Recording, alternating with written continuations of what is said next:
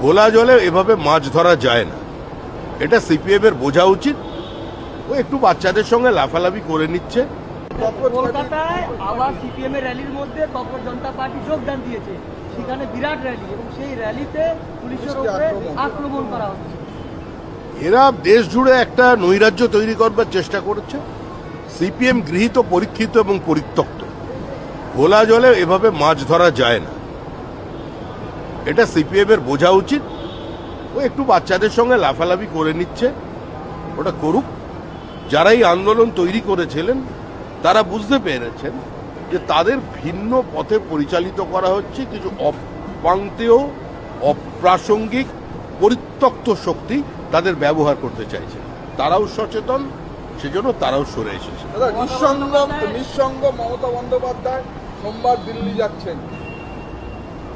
মমতা বন্দ্যোপাধ্যায় নিঃসঙ্গতা দূর করবার দায়িত্ব তো বিজেপির নয়। স্বৈরাচারের রাজনীতি, ঔদ্ধত্যের রাজনীতি, বিভাজনের রাজনীতির একটা পরিণতি থাকে, সেটা হয়েছে। একটা হিন্দি করে দিই।